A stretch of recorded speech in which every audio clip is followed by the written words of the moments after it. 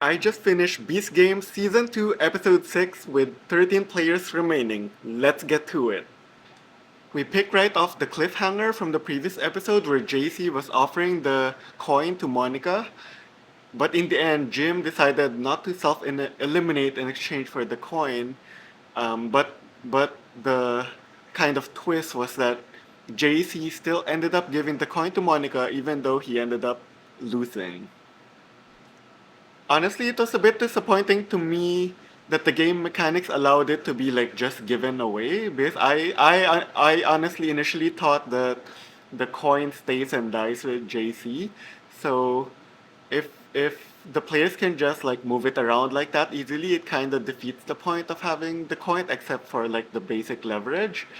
Because I feel like there's more dramatic effect and gameplay involved if the coin dies with that one person. And I honestly would have loved to see how the Beast City people would react to the fact that the coin lost with JC getting eliminated, and how would they treat the other two, like how they would treat Monica and Jim, especially I guess, yeah, like they probably would have not been happy with Jim or Monica for like not letting JC stay, or Jim not self-eliminating for the betterment of the players, or the fact that they allowed for Monica to get a free pass when JC with the $10 million coin should be getting the free pass. But in the end, I did enjoy seeing the season one players kind of like um, being more self-sacrificing and paving way for the new players to like have their game and make a moment for themselves.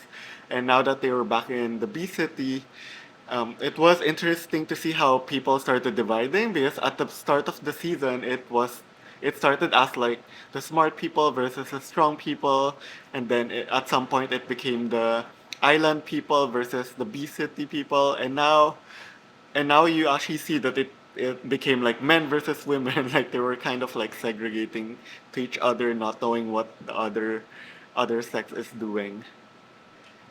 And then we finally find out why the title of the episode is Hearts Will Be Smashed, because then in comes the people carrying like big hearts. And it's pretty much the same hearts that was used in the balancing challenge. And each player basically gets a heart.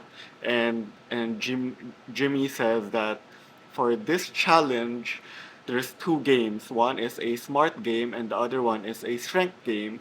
And the players who win in each game, so basically there's two winners, uh, they are guaranteed to be in the top 10. But the real prize for the two winners is intense. So they get to choose three other players who they will smash the hearts. And basically if the players' hearts get smashed, they're eliminated. So that's a huge thing to win. Like that's a huge power. So it started off with the strength game, and that was intense. So basically, all the players had to hold onto a rope for dear life and not fall, basically. And basically, the last person standing or not falling is the winner. And and that's intense because, like, if you remember from the Survivor Island challenge, they were just holding onto a totem pole, and that totem pole had some ridges in it. So your grip, you have better grip, and it has a wider circumference for you to hold onto. But this is just a rope, so it's gonna be so hard to hold onto, and you have more people you need to outlast. So it's really tough. The only silver lining is the fact that for each person that gets eliminated or basically falls, they put back the platform so that they can take like a break.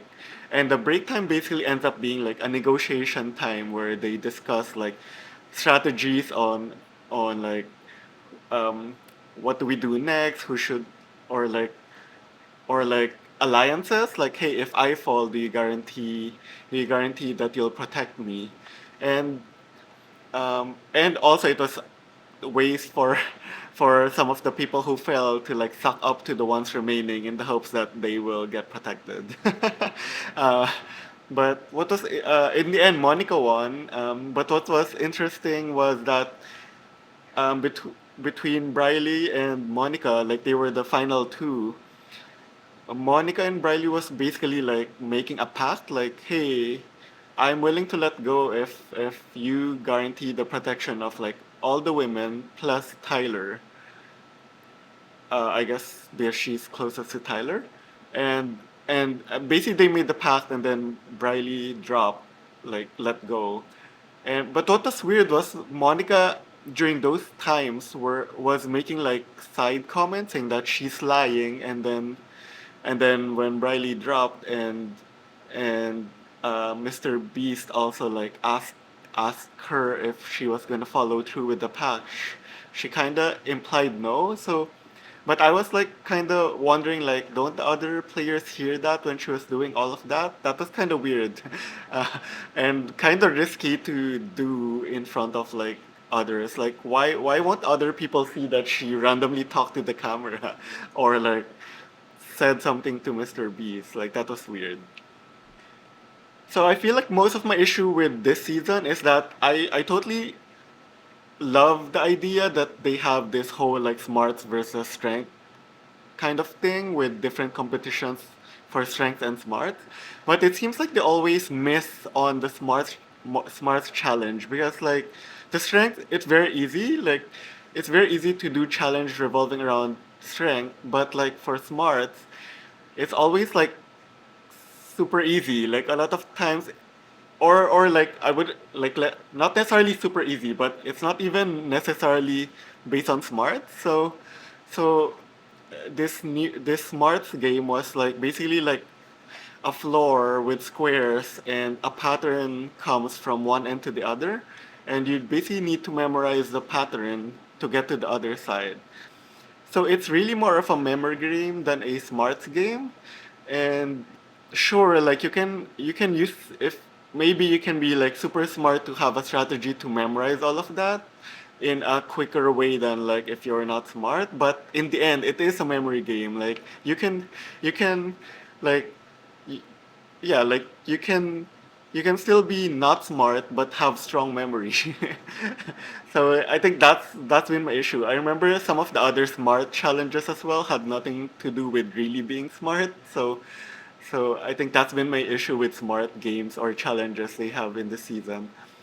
Um, but what surprised me was that the players was basically like, "Hey Jim, you're pretty much saved by Monica, so you should go first because you're safe anyway, so it doesn't matter to you." And I was surprised that he actually agreed to it and he didn't like make a fuss about it or like try to screw people over because I honestly felt that based on like how he acted before, I felt that he was petty enough to actually not agree to it. And so he actually managed to do a to like get pretty far. Like I think he pretty much did like one third or one fourth of the map. I mean, of course, with help from others. And then next was Katie. Katie also went pretty far. Like she was hitting almost like 50% of the map, and then August screwed her over basically because he didn't want another woman to win because was for him it's like, oh, there's already one lady who won, and they have this pact of like no lady gets eliminated, and that gets secured if both winners are women. So he definitely didn't want Katie involved and sabotage her, and then eventually Nick became the next player to do it, and he finished it. So at least yeah, so it was a good strategy on August's part. So now it's like one guy and one girl, and um, so basically Nick and Monica going. So now everyone's back in B City, and Nick and Monica has the most um, important decision they have to make in deciding which of the three players they would shatter the hearts. In the end, Tyler was the first one eliminated, as expected by Jim's guess. He was basically like a lone wolf and didn't have much social game or alliances, so he was easy to get rid of. His only alliance may be the next person who got eliminated, who was Briley, and this really shocked me because like that was the pact that they had with Monica before Briley let go. Otherwise, um, who knows? Maybe Briley would have won if she didn't let go. So so it is definitely not a good look for Monica because now everyone knows that she reneged on her pact with Briley. And but however, in terms of game, I guess considering how close Briley and Tyler is, I guess, and maybe they were the only two that were like in close alliance to each other and they didn't have any other alliance outside, so so they so both Nick and Monica decided, well, just eliminate the two who are in their own bubble of alliance so that it seemed like none of the others may care since they're just their own two-person alliance. So in the end they got eliminated, and um, yeah, like to see them both gone at the hands of Monica, who made the pact to keep Tyler and Briley safe, was like a shocker to me. It'll be interesting to see what the rest of the players would think in the next episode. So we were left with the cliffhanger of who will be the third shattered heart.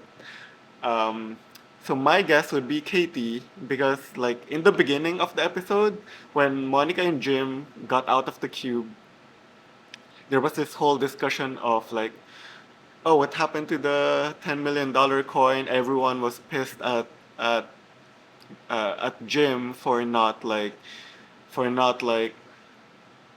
getting keeping JC for the coin and stuff like that.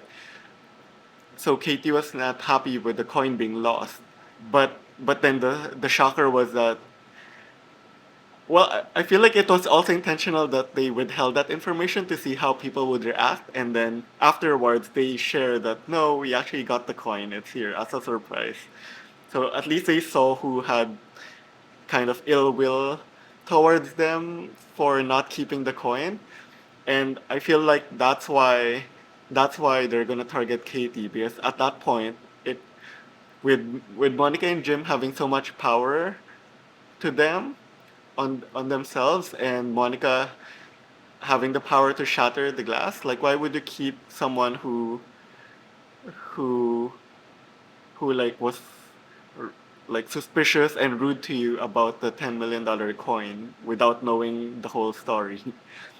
And I also felt like in a production editing perspective, if you look at the edits of Katie, she has been having the mean girl edit, and I feel like it's it this would be the point where if she gets eliminated, she would get like this would be the point where she gets eliminated so that the other players would get like a win because the mean girl is now eliminated.